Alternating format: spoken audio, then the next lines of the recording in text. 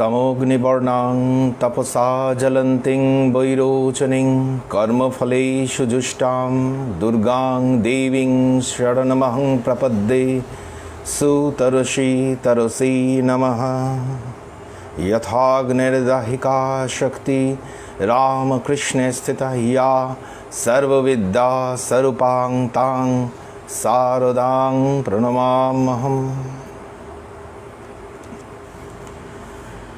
মা সারদা সেবাশ্রমের আমার সকল ভাইদের আন্তরিক শুভেচ্ছা, অভিনন্দন এবং কৃতজ্ঞতা জানাচ্ছি। আপনারা যারা দেখছেন আপনাদের সকলকে আমার সশ্রদ্ধ প্রণাম, কৃতজ্ঞতা ও অভিনন্দন জানাই। যিনি সারদা তিনি সারদা, এই বিষয়ে মা সারদা সেবাশ্রমের পক্ষ থেকে আমাকে বলতে বলা হয়েছে। দুর্গাপূজার প্রাক্কাল বলেই এমনই একটি আলোচনার বিষয় স্থির করা হয়েছে। দুর্গাপূজা দেরিতে হলেও, মহামারীর মধ্যে হলেও এসে গেছে। আমরা সবাই সেইটা নিয়ে একটু চিন্তা করছি, ভাবছি। বাঙালির শ্রেষ্ঠ উৎসব দুর্গাপূজা, বিশ্বব্যাপী যতই মহামারী হোক, যতই আমাদের দৈনন্দিন জীবনে সমস্যা থাকুক, অর্থ কষ্ট, মনোকষ্ট, সাংসারিক কষ্ট, বিভিন্ন কষ্টের মধ্যে দিয়ে আমাদের জীবন অতিবাহিত হয়, আমরা সকলেই জানি। অনেক দুঃখ দুর্বিপাকের মধ্যে দিয়ে চলতে হয়, কিন্তু দুর্গাপুজো এমন একটি বিশাল মহৎ পুজো, উৎসব, যেখানে কোনো বাঙালি স্থির হয়ে বসে থাকতে পারে না, জেগে উঠতেই হয়। বলা হয় এই দুর্গাপুজো অকাল বোধন, আমরা সকলেই জানি। কালের বোধন যেটি, সেটি চৈত্র মাসে বাসন্তী দুর্গাপূজা, ওটি প্রথম দুর্গাপূজা, সবার প্রথম ওই সময়তেই হয়েছিল। তারপরে শ্রীরামচন্দ্র যখন রাবণ বধের উদ্দেশ্যে এই সময় দুর্গাপূজা করলেন, সেটিকে বলা হয় অকাল বোধন। কেননা এই সময় নাকি দেবতারা ঘুমিয়ে থাকেন। শাস্ত্রেরম বলছে, আমি জানি না ঠিক, বলছে, আমিও সেটা মানি, শ্রদ্ধার সঙ্গেই মানি, আপনারাও মানেন। তাই অকালে যে বোধন ঘটানো হচ্ছে, বোধন অর্থাৎ জাগরণ ঘটানো হচ্ছে মা দুর্গার, সেই জন্য একে বলা হয় অকাল বোধন। কিন্তু মনে আমাদের সকলেরই প্রশ্ন আসে, এবং আসাটা খুব স্বাভাবিক, যে মা কি সত্যিই ঘুমিয়ে থাকেন? তাকে আবার আমাদেরই কিনা জাগাতে হয়? আমরা জাগালে তবে তিনি জাগবেন? এটা একটি বড় প্রশ্ন। কিন্তু আমার ব্যক্তিগতভাবে মনে হয় মা দুর্গা জেগেই আছেন, কখনো নিদ্রিত হন না। তিনি যদি নিদ্রিত হন তাহলে পৃথিবীটাই রসাতলে চলে যাবে। সে তো হয় না। পৃথিবী, এই জগৎ, পৃথিবীর বাইরেও যে বিশাল জগৎ, ত্রিভুবন, সব তাঁর ত্রিনয়ন দিয়ে তিনি দেখছেন, রক্ষা করছেন। তিনি কি করে ঘুমোবেন? আমরা বরং ঘুমিয়ে থাকি, তিনি আমাদের জাগান।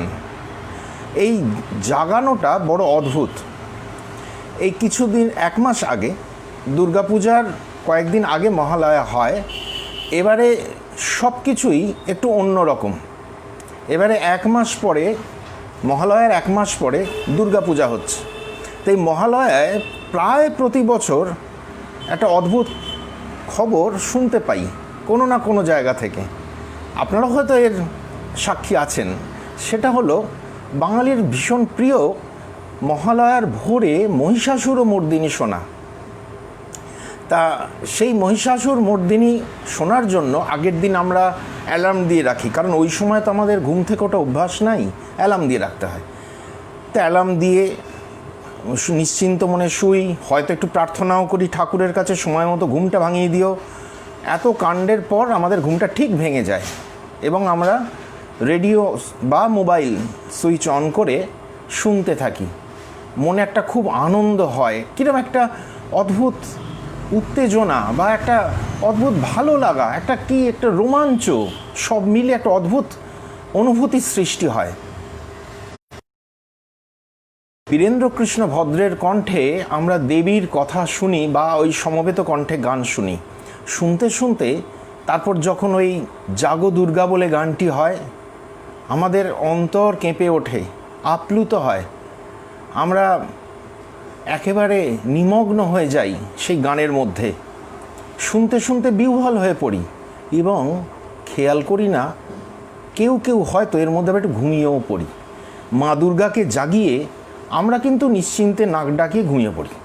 যখন সব শেষ হয়ে যায়, আমাদের নির্দিষ্ট সময় ঘুমটা ভাঙে প্রতিদিনের মতো, তখন হায় হায় করি, যা শোনা হলো না, ঘুমিয়েই কাটিয়ে দিলাম। এটা কিন্তু জাগরণ নয়, এটা নিদ্রার মধ্যেই একটু জেগে উঠে আবার ঘুমিয়ে পড়া। কিন্তু মা যে আসছেন আমাদের জাগাতে, এই জাগানোটা সত্যিকারের জাগরণ হওয়া চাই। জাগরণ কখন সত্যিকারের হয়? যখন জেগে ওঠার পর আমাদের কর্মপ্রবাহ শুরু হয়ে যায়, তারপর আর ঘুমানোর অবকাশ থাকে না। সেই রকম মা যখন আসছেন, আমাদের অন্তরে জাগরিত হচ্ছেন, সেই জাগরণ তখনই সার্থক হবে যখন কিনা আমাদের মধ্যে যে ষড়রিপু আছে সেগুলোর নিয়ন্ত্রণ হবে, মনের মধ্যে যে কুপ্রবৃত্তি আছে, অশুভ ভাব আছে, সেগুলোর বিনাশ ঘটবে এবং শুদ্ধ চেতনার উদ্ভব হবে। তখনই সেই জাগরণ সার্থক হবে। সেই সার্থক জাগরণের জন্যই দেবী মহিষাসুরমর্দিনী এই অকাল বোধন ঘটান আমাদের হৃদয়, এবং বিসর্জনের আগে তিনি আমাদের অন্তরেই আবার প্রবেশ করে যান। শ্রীরামকৃষ্ণ মথুরবাবুকে যেটি বলেছিলেন, তিনি আমাদের অন্তর থেকে বেরিয়ে এসে বাইরের পূজা মণ্ডপে পূজা গ্রহণ করে আবার আমাদের অন্তরেই প্রবেশ করেন। আমাদের অন্তর যেন সারা বছর সম্বৎসর জুড়ে তাকে নিয়েই থাকতে পারি, আমাদের অন্তরটি, আমাদের মনশ্চক্ষুটি যেন সদা জাগ্রত থাকে, এই আশীর্বাদ করেই তিনি আমাদের অন্তরে প্রবেশ করেন।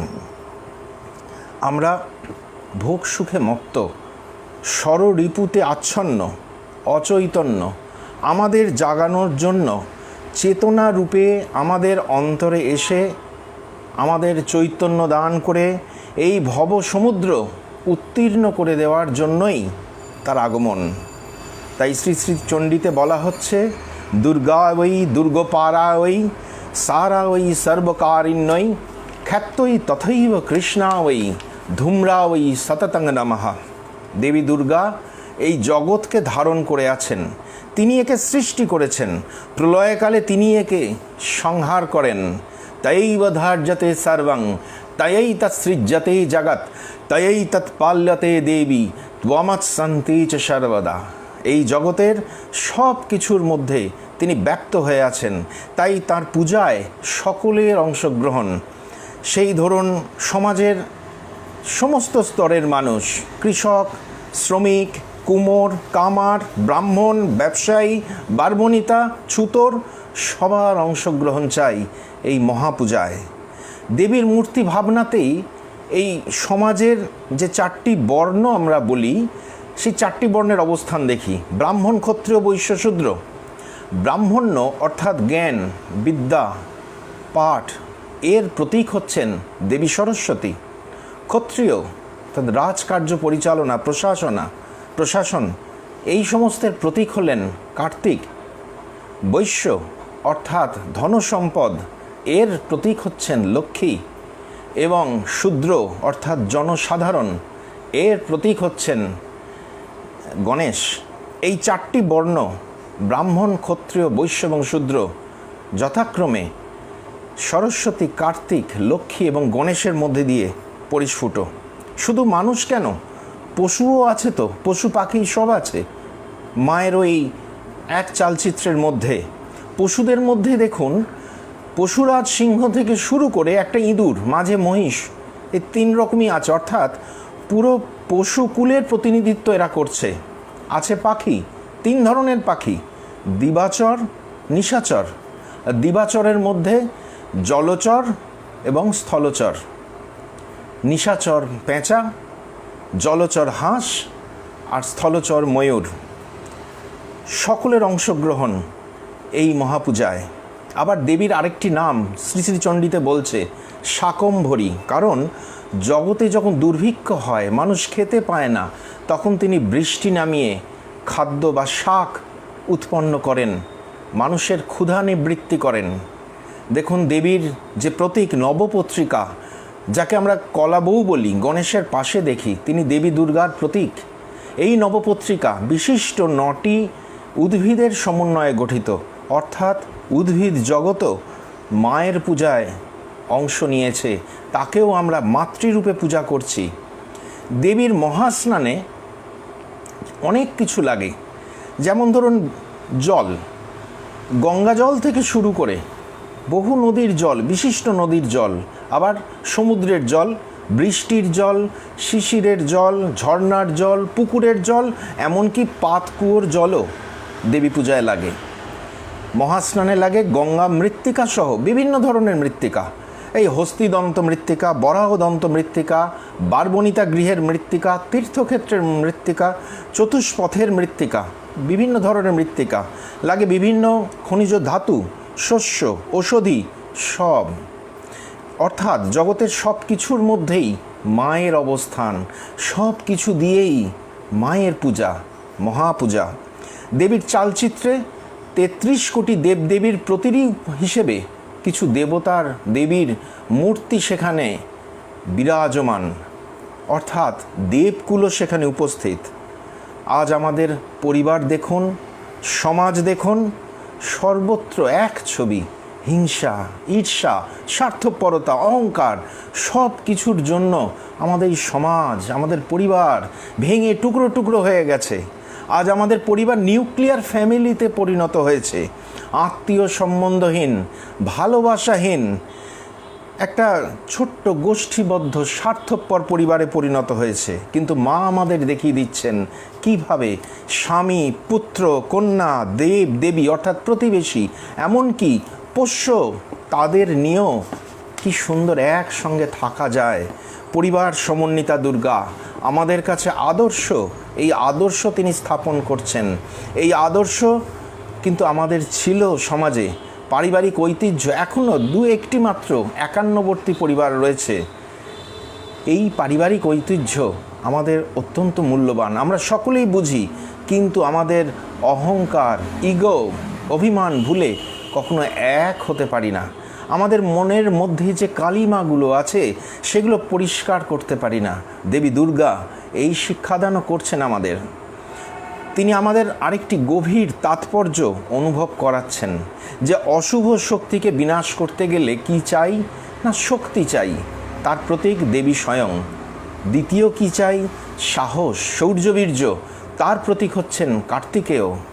কি চাই? বিচার বুদ্ধি, বিবেক, জ্ঞান, তার প্রতীক দেবী সরস্বতী। চাই অর্থ এবং শ্রীমণ্ডিত সুন্দর আচরণ, তার প্রতীক লক্ষ্মী। এবং দৈব কৃপা বা সিদ্ধি, তার প্রতীক গণপতি, গণেশ। এইগুলি থাকলে তবেই আমরা অসুর বা অশুভ শক্তির বিরুদ্ধে বিজয় লাভ করতে পারি। এই যে সামগ্রিক তত্ত্ব, এইটি উপস্থাপন করছে একটি মহান তত্ত্বকে। ভগবান কাকে বলে সেইটি আমরা বুঝতে পারি এই পরিবার সমন্বিতা দেবী দুর্গাকে দেখে। ভগবান অর্থাৎ ভগ আছে যার, তাকেই বলে ভগবান। গুণ আছে যার, তাকে যেমন আমরা গুণবান বলি, ভগ আছে যার, তাকে আমরা বলি ভগবান। ভগ অর্থাৎ 6টি ঐশ্বর্য। এই 6টি ঐশ্বর্য হচ্ছে ঐশ্বর্য, বীর্য, যশ, শ্রী, জ্ঞান এবং বৈরাগ্য। প্রথম যে বৈশিষ্ট্য ভগের, প্রথম যেটি, সেটি হচ্ছে ঐশ্বর্য, যার প্রতীক দশপ্রহরণধারিণী দেবী দুর্গা। তারপরে আসছে ঐশ্বর্যের পর বীর্য, যার প্রতীক হচ্ছেন কার্তিক। যশের প্রতীক হলেন গণেশ। শ্রীয়ের প্রতীক দেবী লক্ষ্মী। জ্ঞানের প্রতীক দেবী সরস্বতী এবং বৈরাগ্যের প্রতীক চালচিত্রস্থ মহাদেব। আসলে বেদান্তের গভীর তত্ত্বকে এইভাবে সহজ সরলভাবে আমাদের কাছে উপস্থিত করছেন পরিবার সমন্বিতা দেবী দুর্গা। তিনি মহিষাসুরকে বধ করছেন। মহিষ ক্রোধের প্রতীক, তার মস্তক অর্থাৎ গর্ব, অহংকার, এইটিকে তিনি ছেদন করছেন, অর্থাৎ আমাদের গর্ব অহংকারকে আগে ত্যাগ করতে হবে সবার প্রথম। তারপর সেখান থেকে বেরিয়ে এসছে একটি দানব, যে কিনা আমাদের অন্তর্গত ষড়রিপু প্রতীক, তমগুণের প্রতীক। তাই তার গাত্রবর্ণ ঘন সবুজ, তমগুণের প্রতীক। তাকে রজগুণের প্রতীক সিংহ দাবিয়ে রেখেছে এবং মা দুর্গা স্বয়ং তার চুলের মুঠিটি ধরেছেন। এই চুল বা কেশ এটিও তমগুণের প্রতীক, অর্থাৎ তমগুণকে রজগুণ দিয়ে নিয়ন্ত্রণ করতে হবে। তমগুণ হচ্ছে আলস্য, নিদ্রা, ভয়, এই সবগুলো, হিংসা, কপটতা, যত কিছু খারাপ, এইগুলো হচ্ছে তমগুণের প্রতীক। তাকে রজগুণ দিয়ে নিয়ন্ত্রণ করতে হবে, অর্থাৎ মনের দৃঢ়তা, পুরুষকার, এইটি চাই। মনের দৃঢ়তা না থাকলে আমাদের মনের মধ্যে আসরিক শক্তিকে আমরা কখনো পরাভূত করতে পারবো না। দৃঢ়তা চাই। সেই জন্য রজগুণের প্রতীক সিংহ এই অসুরকে দাবিয়ে রেখেছে এবং মা তার চুলের মুঠিটি ধরেছেন। তারপরে কি হয়েছে? দেবী মহিষাসুরকে শূলে বিদ্ধ করেছেন, আর তার হস্তধৃত সর্প মহিষাসুরকে জড়িয়ে রেখেছে।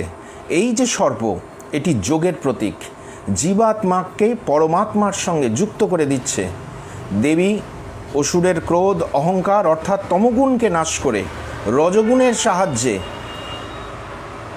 তাকে এমন স্তরে উন্নীত করছে যে সেই অসুর শেষ পর্যন্ত দেবীর পদতল, চরণতল লাভ করেছে। এটি কম কথা নয়। দেবীর চরণতলে স্থান পাওয়া বিশাল বিরাট সৌভাগ্যের ব্যাপার।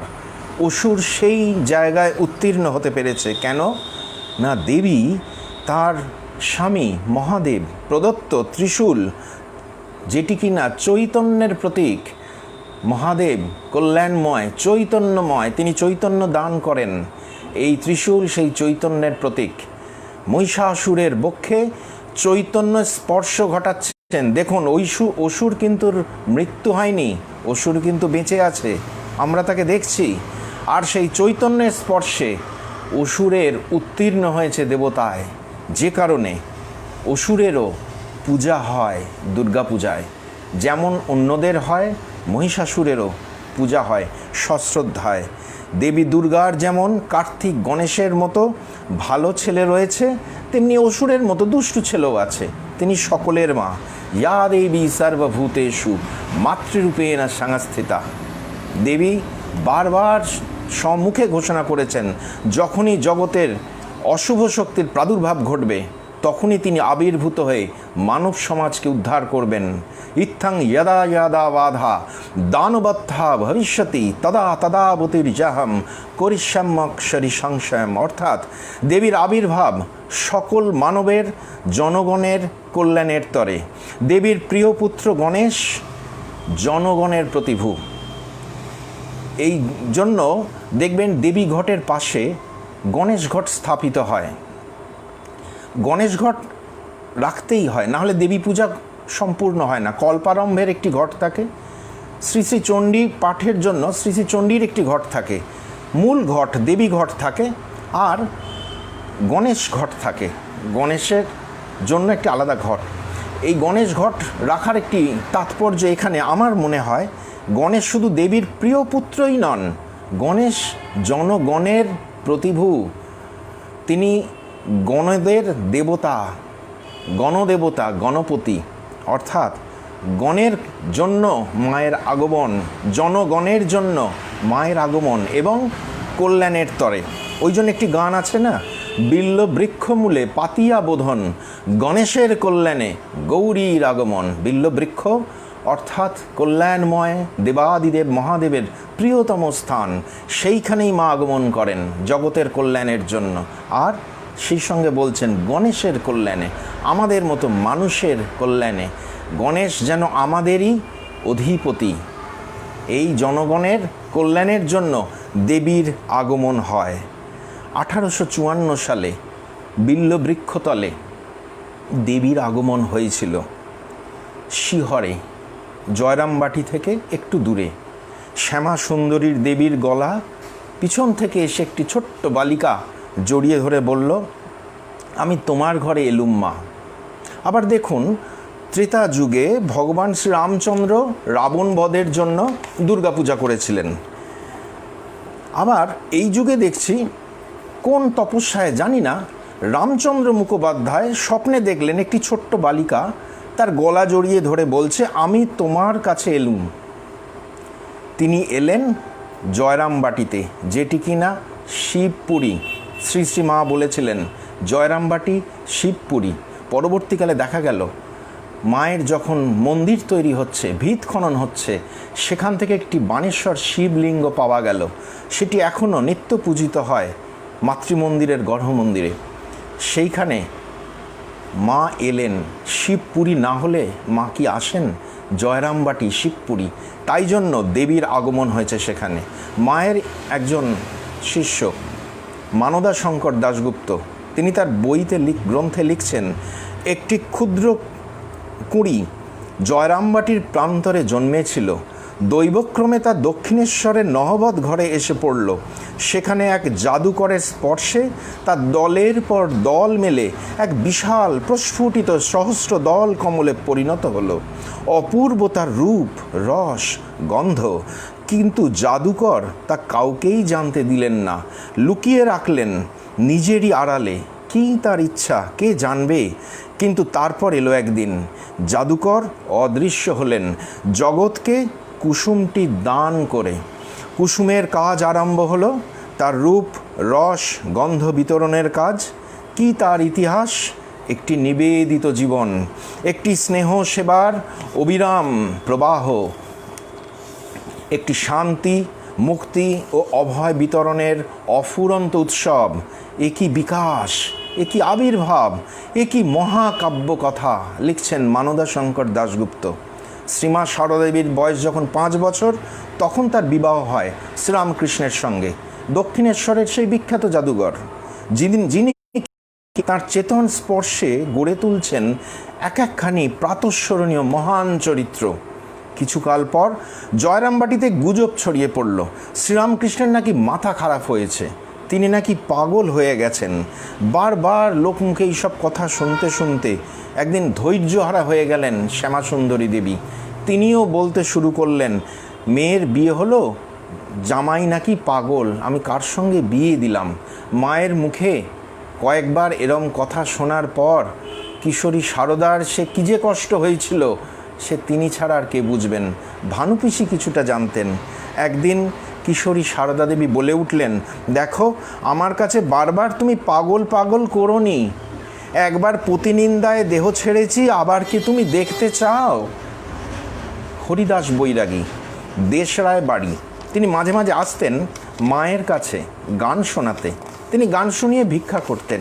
মায়ের কাছে এসে একটি অদ্ভুত সুন্দর গান গাইতেন, যেটি কিনা মায়ের সঙ্গে হুবহু মিলে যেত। এই যে গানটি যেন মেনকা অর্থাৎ পার্বতীর মা গাইছে, বলছে তার কন্যার উদ্দেশ্যে। পার্বতীর মা পার্বতীকে বলছেন, কথাটা এইভাবেই লেখা। কি গানটা কি আনন্দের কথা উমে, লোকের মুখে শুনি সত্য বল শিবানী, অন্নপূর্ণা নাম কি তোর কাশীধামে?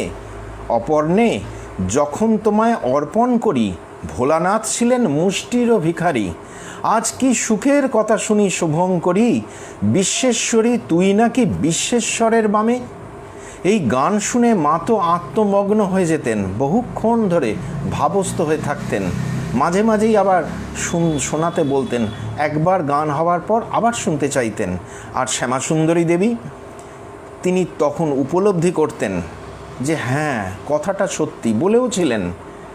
সত্যি সবাই বলতো, আমারও মনে হতো আমার জামাই নাকি পাগল, কিন্তু দেখছেন তো কত গুণী জ্ঞানী মানুষ শ্রীরামকৃষ্ণের নামে মাতোয়ারা হয়েছেন।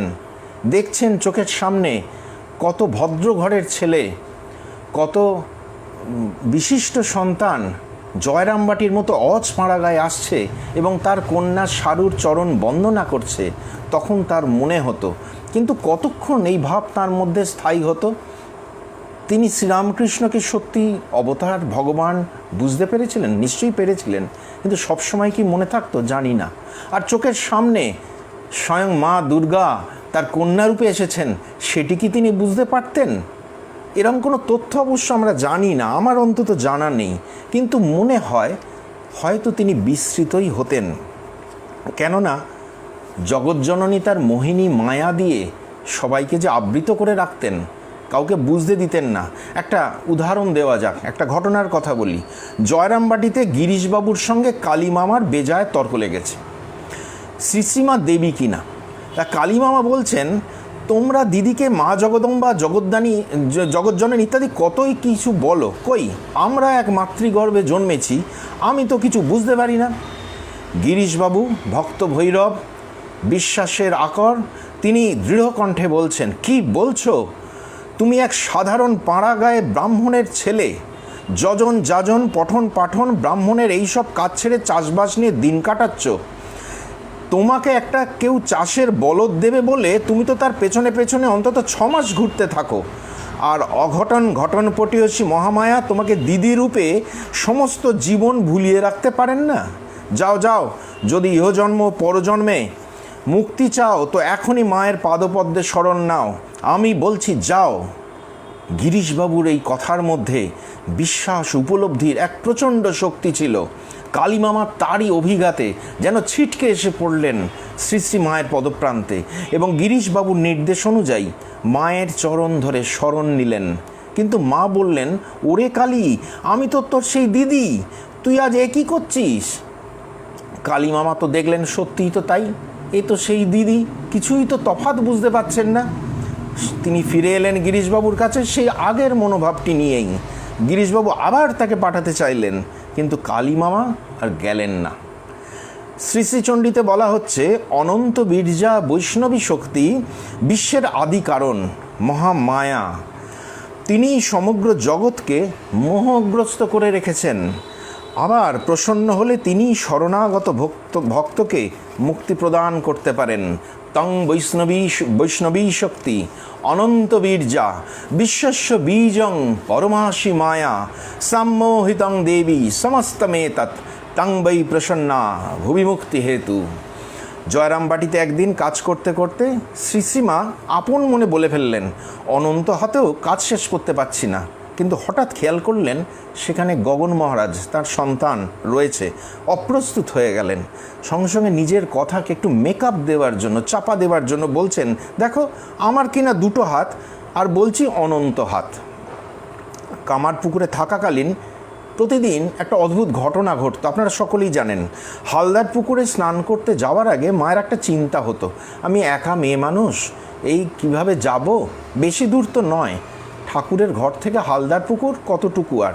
তখন হালদার পুকুরটা অবশ্য আজকের মতো এতটা দূরে ছিল না, মানে এখনও দূর নয়, কিন্তু ওইখানেও ছিল না। যুগীদের শিব মন্দিরের পরেই, যেখানটা এখন পিচ ঢালা রাস্তা, ওই অবধি ছিল হালদার পুকুর। এমন কিছু দূর নয়, কিন্তু মা তো লজ্জা পটাবৃতা, ছোট্ট মেয়ে। মা ভাবতেন, আমি কি করে একা একা যাই ওখানে স্নান করতে, কেউ তো নেই।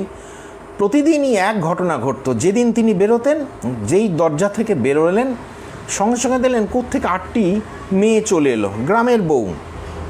তারা তার সামনে এবং পেছনে একসঙ্গে ঘিরে ঘিরে চলল। সকলে মিলে স্নান করলেন, স্নান ফিরে আবার ঘরে আসছেন, আবার ওই 8টা মেয়ে কোথায় চলে গেলেন, মা ঘরে ঢুকে পড়লেন। প্রতিদিন এই ঘটনা ঘটত। দেবী দুর্গার যে ধ্যান মন্ত্র আছে, জটাজুট সমাযুক্তাং, তার শেষ পর্যায়ে দেখবেন একটি কথা আছে, উগ্রচণ্ডা প্রচণ্ডাচ চণ্ডগ্রাচণ্ড নায়িকা চণ্ডা চণ্ডাবতী চৈব চণ্ডরূপাতি চণ্ডিকা। এরা দেবীর অষ্টশক্তি, এরা সতত দেবীকে পরিবেষ্টন করে থাকেন। দেবী দুর্গার পূজায় দেখি সর্বমানবের অংশগ্রহণ, আগেই আলোচনা করছিলাম। শ্রী শ্রী মায়ের কাছেও দেখি অগণিত মানুষের ঢল, পিঁপড়ের সার যেন। সেখানে ব্রহ্মজ্ঞ পুরুষ স্বামী শারদানন্দ এবং ডাকাত আমজাদ উভয়ই তাঁর কাছে ছেলে, একই রকম স্নেহের অধিকারী। পরমা তপস্বী গৌরীমা যেমন তার স্নেহের পাত্রী, তেমনি বারবনিতা, তারা সুন্দরী, রমণী, তিনকড়ি, এরাও মায়ের কাছে সমান আপন, সমান স্নেহের পাত্রী। ব্রাহ্মণ ললিতমোহন চট্টোপাধ্যায়কে মা যেমন স্নেহাশীর্বাদ করেন, পার্সি সোহরাব মোদিকেও একইভাবে করুণা করেন। বিবেকানন্দ, ব্রহ্মানন্দ, প্রেমানন্দ যেভাবে মায়ের অপার করুণালাভে বিভোর হন, তেমনি জেলে, বাগদি, ডাকাত, হিন্দুস্থানি কুলি সকলেই আনন্দে আত্মহারা হয়ে যায় মাতৃস্নেহের অমৃত বর্ষণে। মা বলছেন গোলাপ মাকে, কে সুদ্দূর গোলাপ, সব যে আমার। মা এই জগৎকে আপন করে নিজের কোলে ধরে রেখেছেন, সবাই তার সন্তান, কেউ তার থেকে বাদ নেই। কত পাপী তাপী মানুষ তার চরণতলে এসে যে আশ্রয় লাভ করেছে এবং পবিত্র জীবনের সন্ধান পেয়েছে, তার কোনো ইয়ত্তা নেই। এদের অন্তর্গত দোষ বুদ্ধিকে, দোষ দৃষ্টিকে মা গুণে পরিণত করেছেন। দোষানশেষান সগুণী করসি, তাদের চিরদগ্ধ চিত্তে প্রেমৈক বিন্দু সিঞ্চন করে চৈতন্য দান করেছেন। সন্তানের প্রতি এই করুণা দান আমাদের কি মা দুর্গাকেই মনে করিয়ে দেয় না? দেবী দুর্গা তার স্বামী শিবের কাছ থেকে পাওয়া যে ত্রিশূল, চৈতন্যাস্ত্র, যা দিয়ে চেতনা দান করছেন, অসুরের হৃদয় বিদ্ধ করে, শ্রী শ্রী মাও কি তা করেননি? তিনি নিজে মুখে বলছেন, জগতের প্রতি এবার শ্রীরামকৃষ্ণের মাতৃভাব ছিল, সেই মাতৃভাব বিকাশের জন্য এবার আমাকে রেখে গেছেন। স্বামীর কাছ থেকেই তো সেই মাতৃভাবের ত্রিশূলটি তিনি পেয়েছেন এবং তার অমৃত স্পর্শে জন্ম জন্ম ধরে, যুগ যুগ ধরে দেশ দেশান্তরের মানুষকে তিনি চৈতন্যায়িত করছেন, আমাদের হৃদয়ে চেতনার সঞ্চার করছেন, আমাদের আসরিক প্রবৃত্তিকে দূর করে দিচ্ছেন। শ্রী শ্রীচণ্ডীর প্রথম চরিতে পাই মধুকৈটব বধের বিবরণ, যেখানে দেখছি দুর্ধর্ষ দৈত্যরাজ, অসুর, যে শুম্ভ নিশুম্ভ, এই মধুকৈটব, তারা ব্রহ্মার সৃষ্টিকর্মে ব্যাঘাত ঘটাচ্ছে। তাদের যিনি বধ করতে পারেন ভগবান নারায়ণ যোগ নিদ্রায় শায়িত। কি হবে তখন? ব্রহ্মা দেবীর স্তব করলেন, ত্বং স্বাহা ত্বং স্বাধা। এই স্তব বিশেষ স্তব, আপনারা শুনেছেন নিশ্চয়ই, বিখ্যাত স্তব। সেই স্তবের ফলে যোগ নিদ্রা থেকে উত্থিত হলেন ভগবান বিষ্ণু এবং তারপর যুদ্ধ শুরু হলো মধুকৈটবের সঙ্গে। হাজার হাজার বছর পেরিয়ে গেল, তবুও তাকে বধ করা গেল না। তখন স্বয়ং মা যোগমায়া তিনি মুগ্ধ করলেন মধু এবং কৈটবকে।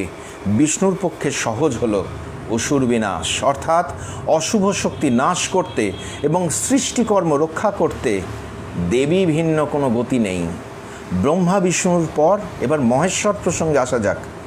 বাপের বাড়িতে পিতা যজ্ঞ করছেন, সকল দেব দেবী ঋষি মহর্ষি সেখানে আমন্ত্রিত, কিন্তু আমন্ত্রিত হননি সতী এবং তার স্বামী মহাদেব। যাওয়ার জন্য বায়না ধরেছেন সতী, কিন্তু সম্মতি দিতে নারাজ দেবাদিদেব। তখন সতী ধারণ করলেন দশমহাবিদ্যার এক একটি প্রচণ্ড মূর্তি।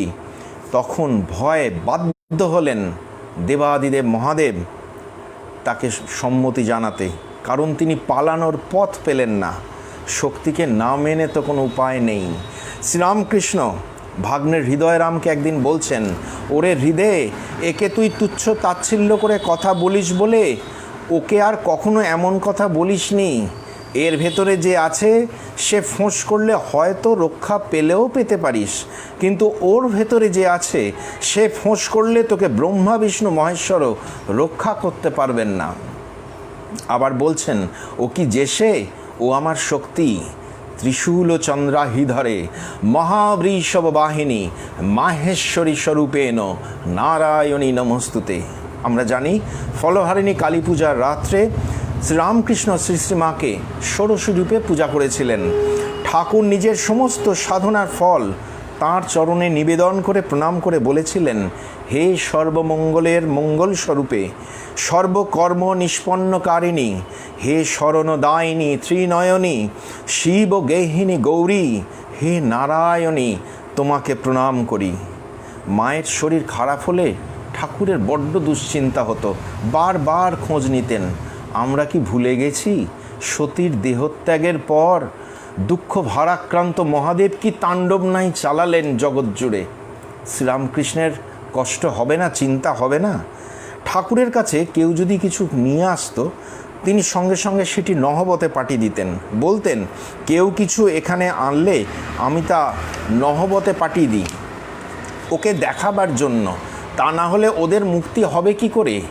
শ্রী শ্রী চণ্ডীতে পাই এর প্রমাণ। সর্বভূতা যদা দেবী স্বর্গমুক্তি প্রদায়িনী তং স্তুতা স্তুতয়ে কাবা ভবন্তু পরমুক্তয়া। মা আছেন কোয়ালপাড়ায়। হরিপদ মাঝি এসেছে মায়ের কাছে মন্ত্র দীক্ষা চায়, কিন্তু তার আগে কুলগুরুর কাছে তার দীক্ষা হয়ে গেছিল।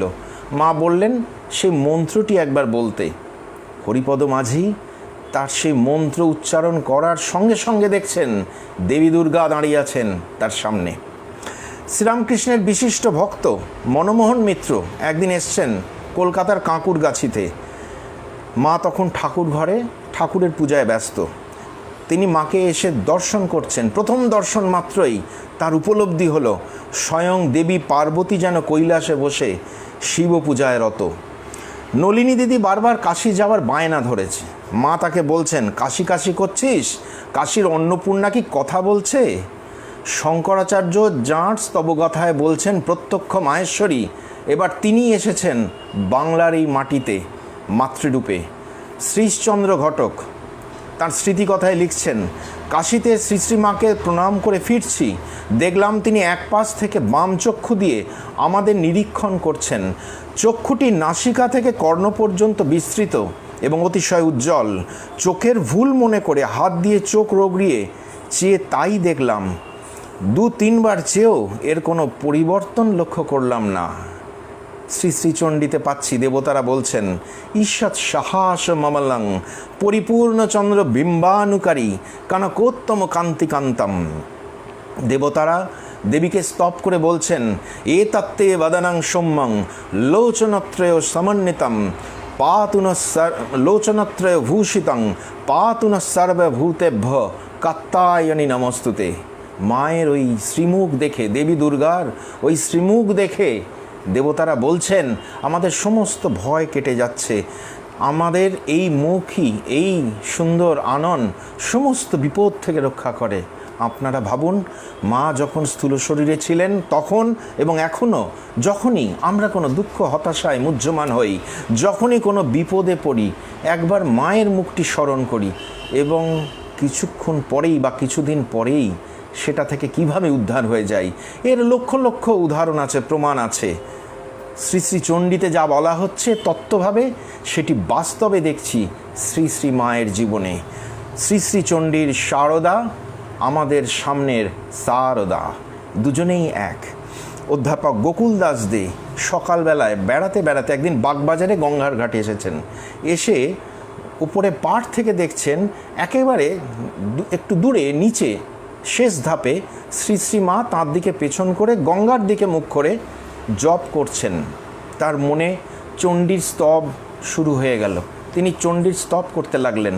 ত্বং স্বহা ত্বং স্বাধা ত্বং হি বষটকার স্বরাত্মিকা করছেন, কিন্তু খুব আস্তে আস্তে করছেন যাতে মায়ের জপের কোনো বিঘ্ন না হয়। চণ্ডীতে বলা আছে যদিও যে জোরে বলতে হয়, আস্তে চণ্ডী পাঠ করতে নেই, কিন্তু তিনি আস্তে আস্তে চণ্ডী পাঠ করছেন, প্রায় মনে মনে, কেউ শুনতে পাচ্ছে না সেটি। কিন্তু যখন তিনি বলছেন সৌম্যা সৌম্যতরা শেষ সৌম্য ভস্ততি সুন্দরী, সঙ্গে সঙ্গে দেখছেন শ্রী শ্রী মা মুখ ঘুরিয়ে তার দিকে ফিরে দুহাত তুলে আশীর্বাদ করছেন। তিনি শ্রীমর কাছে, গোকুল দাস দে অধ্যাপক শ্রীমর কাছে চণ্ডীপাঠ শিখেছিলেন, জানতেন চণ্ডীপাঠ জোরে করতে হয়, মায়ের বিঘ্ন হবে মনে করে তিনি আস্তে করেছেন, বিধি না মেনেই করেছেন। কিন্তু কি করা যাবে, এই যে প্রত্যক্ষ মাহেশ্বরী, যতই আস্তে বলা হোক ঠিক শুনতে পেয়েছেন। আমরা জানি স্বামী অভেদানন্দ মহারাজ মায়ের ওপর একখানি অপূর্ব স্তব রচনা করেছিলেন। আমরা প্রায় প্রতিদিনই আমরা এটি সন্ধ্যাবেলায় গান গাই, প্রকৃতিং পরমাম। স্তবের শেষে মা দুহাত তুলে তাকে আশীর্বাদ করে বলেছিলেন, তোমার মুখে সরস্বতী বসুক। এত বড় আশীর্বাদ স্বয়ং মহামায়া ছাড়া আর কে দিতে পারেন? এবং পরবর্তীকালে দেখাও গেল এর প্রমাণ। ম্যাট্রিক পাস অভেদানন্দজি মহারাজ 25 বছর ধরে আমেরিকায় যে বেদান্ত প্রচার করলেন কত বিশিষ্ট গুণী জ্ঞানী বৈজ্ঞানিক দার্শনিকদের মাঝখানে, ভাবতে অবাক লাগে কি আশীর্বাদ সেদিন শ্রী শ্রী মা তাকে করেছিলেন। শ্রী শ্রী মা যেন আমাদেরকে বুঝিয়ে দিচ্ছেন গ্রন্থে যেটি লেখা আছে, ওই শ্রী শ্রী চণ্ডীতে সেটি সর্বৈব সত্য। সেখানে লেখা আছে দেবী মানুষকে এইভাবে আশীর্বাদ করেন, দেবতাদের আশীর্বাদ করেছেন, তাদের মধ্যে শক্তির জাগরণ ঘটেছে। দেবী মহিষাসুরকে শূলেবিদ্ধ করলে ইন্দ্র প্রমুখ দেবতারা করজোড়ে দেবীর উদ্দেশ্যে স্তব করতে থাকেন। সেখানে তারা বলছেন, হে দেবী, যার কৃপায় লোকে সর্বশাস্ত্রের মর্ম অবগত হয়, সেই মেধারূপিণী সরস্বতী আপনি। অভেদানন্দজিকে যখন মা আশীর্বাদ করছেন তখন এটি প্রমাণিত হচ্ছে, আপনি দুস্তর সংসার সাগরের তরণী, মেধাসী দেবী বিদিতাখিল শাস্ত্র সারা, দুর্গাসী দুর্গ ভবসাগর নৌরসঙ্গা। দেবগণের ভক্তি বিনম্র স্তুতিতে সন্তুষ্ট হয়ে দেবী যখন তাদের বললেন বর প্রার্থনা করতে, তখন দেবতারা বললেন, আপনার অনুগ্রহে আমরা সকল বিপদ থেকেই উদ্ধার পেয়েছি, আমাদের প্রাপ্তির আর কিছু বাকি নেই, কিন্তু একান্তই যদি আপনি আমাদের কিছু বর দান করতে চান, তাহলে এই বর দিন যখনই আমরা বিপদে পড়ব তখন আপনাকে স্মরণ করলে আপনি আবির্ভূতা হয়ে বিপদ থেকে আমাদের রক্ষা করবেন। যদি বাপি বড় দেওস্তাস মাকাংশ মহেশ্বরী সংস্মৃতা সংস্মৃতা ত্বংন হিংসেথা পরমাপদ। দেখা যাচ্ছে শ্রীরামকৃষ্ণ থেকে শুরু করে স্বামী বিবেকানন্দ, স্বামী ব্রহ্মানন্দ প্রমুখ শ্রীরামকৃষ্ণের সকল সন্ন্যাসী সন্তান, কিংবা গিরিশচন্দ্র মাস্টারমশাই থেকে শুরু করে দিন পতিত দুর্ভিক্ষ পরিত যে যেখানে আছে, বিপদে বা সমস্যায় যখনই পড়েছে, স্মরণ মাত্রই মা তাদের উদ্ধার করেছেন সকলকে। শ্রীরামকৃষ্ণ থেকে শুরু করে একটি সাধারণ মানুষ, পতিত মানুষ, পীড়িত মানুষ, অশুচি মানুষ, অপবিত্র মানুষ, সকলকে মা উদ্ধার করছেন, আশ্বস্ত করছেন। স্মরণ করে দেখুন, একজন মহিলা মায়ের হাত থেকে একটি খাবারের থালা ঠাকুরের জন্য ঠাকুরের কাছে নিয়ে গেলেন। ঠাকুর খেলেন না, চুপ করে বসে রইলেন। মা যখন গেলেন দেখছেন সামনে থালায় খাবার রাখা, ঠাকুর বসে রয়েছেন, খাচ্ছেন না। বললেন, কেন তুমি ওর হাত দিয়ে পাঠালে? জানো না আমি যাত্রার হাতের খাওয়া খেতে পারি না, কষ্ট হয়। মা বললেন, দেখো আজকে তুমি খেয়ে নাও, আর কখনো হবে না। তখন ঠাকুর বললেন, তুমি কথা দাও আর কখনো কারুর হাতে দেবে না। মা তখন বললেন, না, আমাকে মা বলে ডাকলে আমি কাউকে ফেরাতে পারবো না। আর তুমি তো শুধু আমার ঠাকুর নও, তুমি তো সারা জগতের ঠাকুর, তুমি তো সবার। মা কিন্তু ঠাকুরের দৃষ্টি খুলে দিচ্ছেন, জানি না, বলতে পারি না, এতটা বলার অধিকার বা স্পর্ধা আমাদের নেই। তারপর তো ঠাকুর খেলেন, যে খাবার তিনি খেতে পাচ্ছিলেন না, এবার তিনি খেলেন কি করে? আমাদের মনে হয় দেবী পার্বতী তার দৃষ্টি মাত্র ওই অন্নের মধ্যে যদি কিছু ত্রুটি বিচ্যুতি থেকে থাকে, সেটি নিমেষে পরিষ্কার করে দিয়েছেন, মুক্ত করে দিয়েছেন, অমৃতময় করে দিয়েছেন। তাই সেটি ভগবান শ্রীরামকৃষ্ণ গ্রহণ করতে পাচ্ছেন। তিনি এইভাবেই সকলকে সমস্ত অবস্থা থেকে রক্ষা করেন। শ্রী শ্রী চণ্ডীতে বলা হচ্ছে, রোগান শেষান অপহংসে তুষ্টা রুষ্টা তু কামান সকলান অভীষ্টান ত্বামাশ্রিতানাং ন বিপন্নরানাং ত্বামাশ্রিতা হাস্রয়তাং প্রয়ান্তি। 1898 সাল, দুর্গাপূজার মহাষ্টমী। মা রয়েছেন বাগবাজার বোসপাড়ার বাড়িতে। স্বামী বিবেকানন্দ বেলুর মঠ থেকে নৌকা যোগে এসেছেন মায়ের কাছে, সঙ্গে স্বামী ব্রহ্মানন্দ এবং স্বামীজির সঙ্গে আরও কয়েকজন তার সন্তান। আজ এই পুণ্যতিথিতে তিনি তার জ্যান্ত দুর্গার চরণে লুটিয়ে পড়ে প্রণাম জানালেন। তিনি স্থির থাকতে পাচ্ছেন না বেলুর মঠে, মায়ের কাছে এসে উপস্থিত হলেন। আজ এই পুণ্যতিথিতে মাকে প্রণাম না করে যেন কোনো কিছুতেই মন বসছে না, মন তৃপ্ত হচ্ছে না। বিশ্ববিজয়ী বিবেকানন্দ দাপিয়ে বেরিয়েছেন সারা জগৎ। রাজা মহারাজা, দার্শনিক, বৈজ্ঞানিক, ধনকুবের, প্রশাসক কাউকে পাত্তা দেননি, এমনকি স্বয়ং নিজের গুরুকেও নন। শ্রীরামকৃষ্ণ যখনই কিছু বলেছেন পাল্টা প্রশ্ন ছুঁড়ে দিয়েছেন, তর্ক করেছেন। সে এমন প্রবল তর্ক যে রামচন্দ্র দত্ত বলছেন, ঠাকুর যখন বলছে তখন মেনে নাও না, কেন তর্ক করছো? এমন তর্ক করেছেন নরেন্দ্রনাথ, সব কিছু যাচিয়ে বাজিয়ে নিয়েছেন। শ্রীরামকৃষ্ণ সেটিকে এনকারেজ করেছেন, আমরা জানি। তিনিও চাইতেন, তিনি বলেছেন বলেই যে সেটা মেনে নিতে হবে তা নয়, সে যেন যাচিয়ে বাজিয়ে নেয়। স্বামী বিবেকানন্দ এইভাবে তর্ক করেছেন, নির্বিচারে কিছুমাত্র গ্রহণ করেননি, ভগবান শ্রীরামকৃষ্ণ বললেও নয়। এই বিবেকানন্দ সূর্য সংকাশ সন্ন্যাসী যখন মায়ের কাছে আসছেন তখন মাতৃচরণে যেন অবোধ শিশু প্রশ্নহীন আনুগত্যে তিনি মায়ের শরণ নিচ্ছেন মাথা পেতে। মা যা বলছে বিনা তর্কে সেটি মেনে নিচ্ছেন পরম আশীর্বাদ রূপে। কোনো প্রশ্ন নেই, কোনো সংশয় নেই, নির্বিচারে আনন্দিত চিত্তে সেটি গ্রহণ করছেন। কেননা ওই একটি জায়গায় তিনি ভীষণ রকম গোঁড়া। কেউ বিবেকানন্দের কোনো ত্রুটি যদি খুঁজতে চান এটিকে ধরতে পারেন।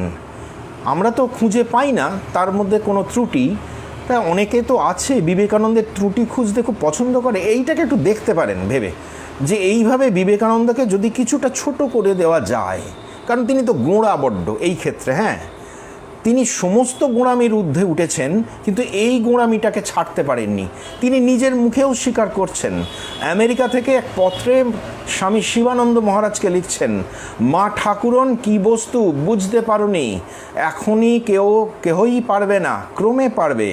ভায়া, শক্তি বিনা জগতের উদ্ধার হবে না। রামকৃষ্ণ পরমহংস বরং যান, আমি তত ভীত নই, মা ঠাকুরানী গেলেই সর্বনাশ। দাদা রাগ করো না, এখনও কেউ মাকে বোঝনি, মায়ের কৃপা আমার ওপর বাপের কৃপার চেয়ে লক্ষগুণ বড়। মনে করে দেখুন, কন্যাকুমারিকার শিলাখণ্ডে বসে বিবেকানন্দ দর্শন করলেন, তার গুরু শ্রীরামকৃষ্ণ নির্দেশ করছেন পাশ্চাত্যে যাওয়ার জন্য, সেখানে যেতে হবে, শিকাগো ধর্ম মহাসভায় যোগ দিতে হবে। তিনি স্পষ্ট দেখলেন, নির্দেশ পেলেন, কিন্তু স্থির সিদ্ধান্তে এলেন না।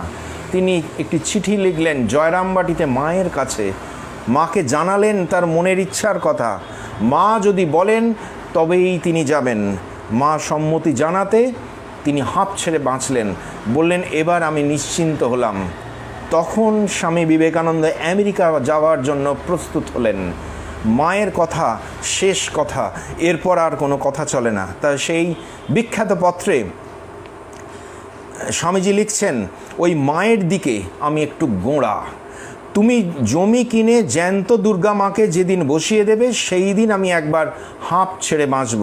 দাদা, মায়ের কথা মনে পড়লে সময়ে সময়ে বলি কো রাম। এই কো রাম মহাবীর হনুমানজির কথা রামায়ণে পাই। আমরা জানি হনুমানজি রামচন্দ্র অন্তঃপ্রাণ, শ্রীরামচন্দ্র ছাড়া আর কিছুই তিনি জানেন না। তাঁর চরণে দাসানুদাস হয়ে সবসময় শরণাগত হয়ে থাকেন। সেই মহাবীর হনুমান যখন সীতার কথা ভাবেন, সীতা দেবীকে স্মরণ করেন, তখন রামকে মনে হয় কো রাম, কে রাম। সীতা তখন এত উজ্জ্বল মূর্তিতে তার সামনে আবির্ভূত হয়। সেই ভাবটি নিয়েই বিবেকানন্দ বলছেন, সময় দাদা মায়ের কথা মনে পড়লে সময়ে সময়ে বলি কো রাম। আর কাউকে তখন মনে পড়ে না। মায়ের কথা ভাবলে হয়তো সকলেই তার মধ্যে ঢুকে পড়ে, কিংবা আর কিছুই চোখে পড়ে না, আর কারোর কথা মনে আসে না। মন প্রাণ চেতনা সত্তা জুড়ে শুধু মা আর মা, আর কেউ সেখানে নেই। তারপর বলছেন, রামকৃষ্ণ পরমহংস ঈশ্বর ছিলেন কি মানুষ ছিলেন যা হয় বলো দাদা, কিন্তু যার মায়ের ওপর ভক্তি নেই তাকে ধিক্কার দিও। ভেবে দেখুন, আজ পর্যন্ত কেউ কখনো সাহস পেয়েছে, স্পর্ধা করেছে মা সম্বন্ধে কোনো খারাপ কথা বলতে? শ্রীরামকৃষ্ণ সম্পর্কে আছে, বলেছে। যারা অন্ধ কিনা, যারা কিনা অচেতন মানুষ, অজ্ঞ, তারা বলেছে নিশ্চয়ই। স্বামীজি সম্পর্কে তো বলেইছে, অনেকের সম্পর্কে বলেছে।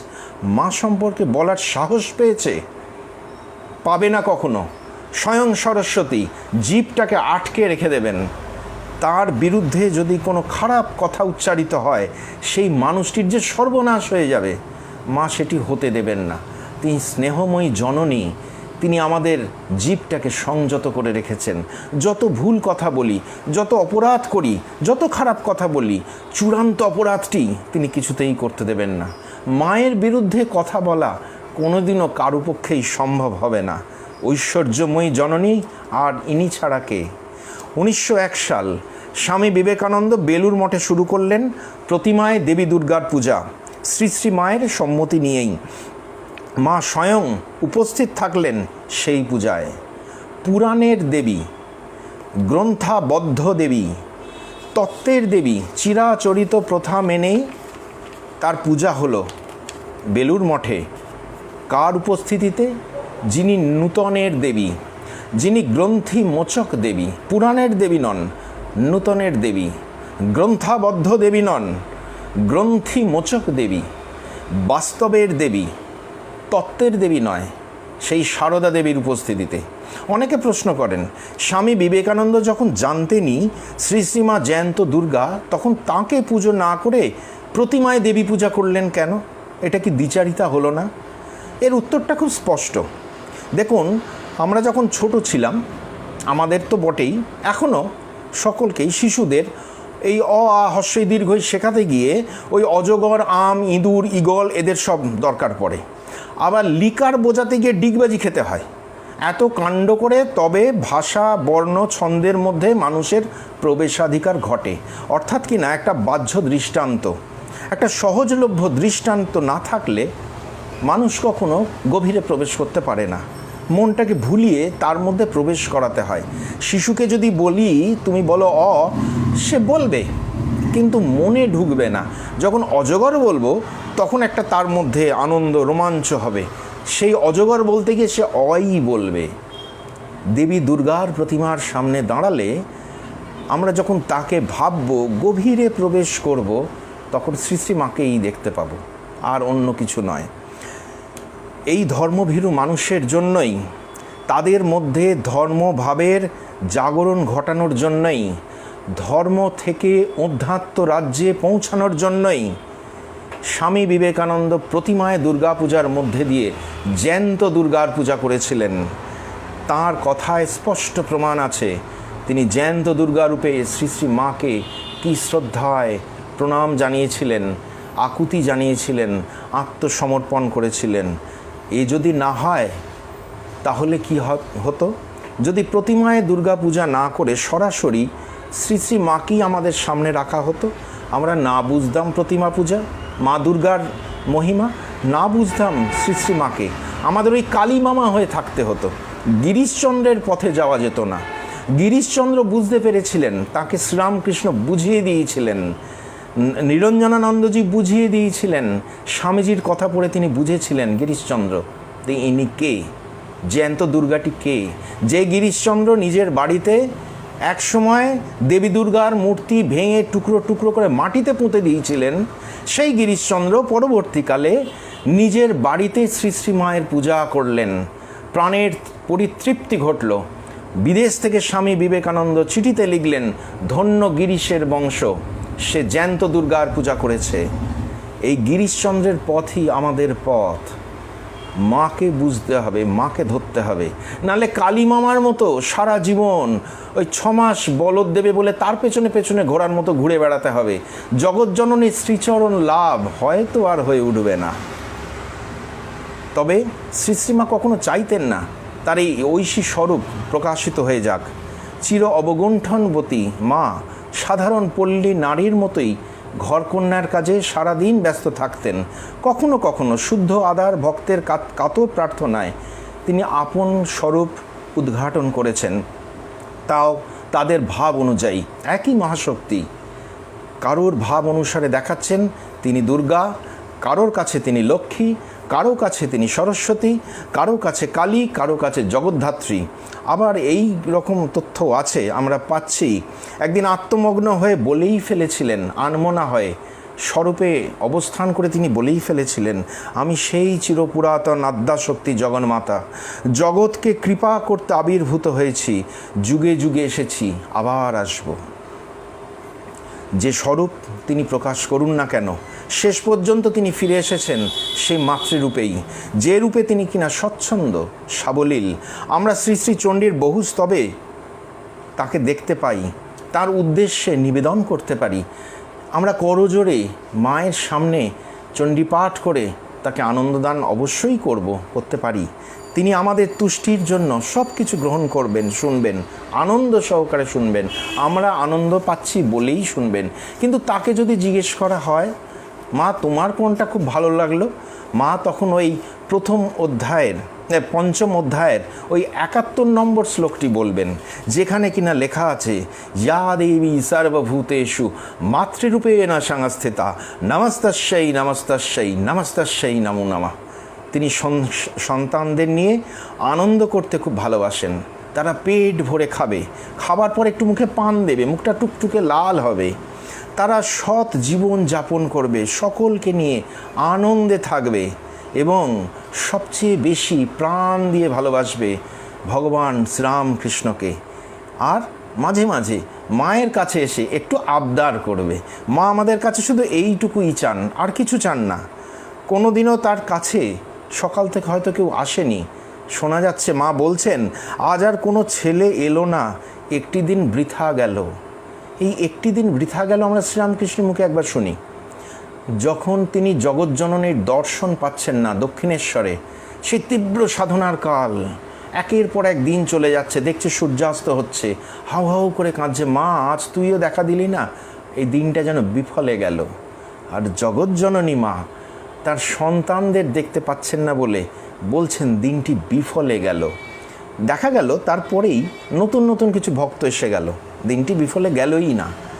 এবং তাদের সেবার জন্য, খাওয়ার জন্য, আদর আপ্যায়নের জন্য মা ব্যস্ত হয়ে পড়লেন।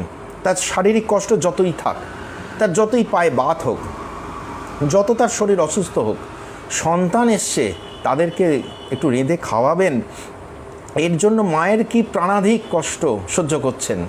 গিরিশচন্দ্র সুবোধানন্দজি গিয়ে দেখছেন ভোরবেলা মা বেরিয়ে পড়েছেন গ্রামের পথে এবং আলপথ ধরে ফিরে আসছেন মাথায় ঝাঁকা নিয়ে, খাবার নিয়ে। সকালে বেরিয়ে পড়ছেন একটু দুধের জন্য, কারুর বাড়ি বাড়ি গিয়ে দুধ ভিক্ষা করছেন। স্বয়ং জগৎজননী, কলকাতা থেকে ছেলেরা এসেছে, তারা একটু চা খেতে চায়, দুধ ছাড়া চা কি চলে? এখন অবশ্য লিকার চাই বেশি চলে, সেই সময় যদি মানুষ একটু লিকার চা খেত মায়ের কষ্টটা কমতো। যাই হোক, দুধ ছাড়া তো চা হয় না, সেই দুধের জন্য মা ঘরে ঘরে গিয়ে ভিক্ষা করছেন।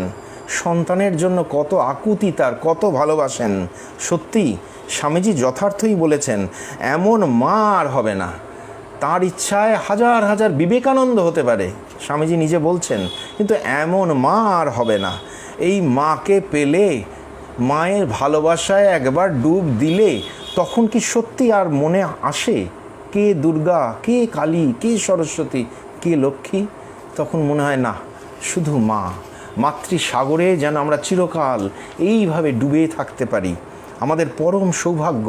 তিনি তার বিপুল রূপ, ঐশ্বর্য, দৈবী শক্তিকে গোপন করে একেবারে আমাদের মা হয়ে আমাদের দৈনন্দিন জীবনে প্রতি মুহূর্তের জন্য এসে উপস্থিত হয়েছেন। শুনতে পাচ্ছি তার সেই শাশ্বত অভয়বাণী। মা বলছেন, যখন দুঃখ পাবে, আঘাত পাবে, বিফলতা আসবে, তখন নিশ্চিত যেন আমি তোমার সঙ্গে রয়েছি। আমি থাকতে ভয় কি? আমি তোমার মা, সত্যিকারের মা। আমি মা থাকতে তোমাদের কে কি করবে? যেন বিধিরও সাধ্য নেই আমার সন্তানকে রসাতলে ফেলে। আমার ওপর ভার দিয়ে নিশ্চিন্ত হয়ে থেকো। আর সর্বদা যেন যে তোমাদের পেছনে এমন একজন রয়েছেন যিনি সর্বদা তোমাদের রক্ষা করছেন, যেন আর কেউ না থাক, তোমার একজন মা আছেন। বিশ্বেশ্বরী তং পরিপাশে বিশ্বং বিস্মাত্মিকা ধারয়িষিতি বিশ্বং বিশ্বেশ বন্দা ভবতি ভবন্তি বিশ্বাশ্রয়জেতই ভক্তি নম্রা প্রসীদ মাতা বিনয়েন যাচে নিত্যং ভব স্নেহবতীষু তেষু প্রেমৈকবিন্দুং চিরদগ্ধ চিত্তে বিষিঞ্চ চিত্তম করুণসু শান্তম।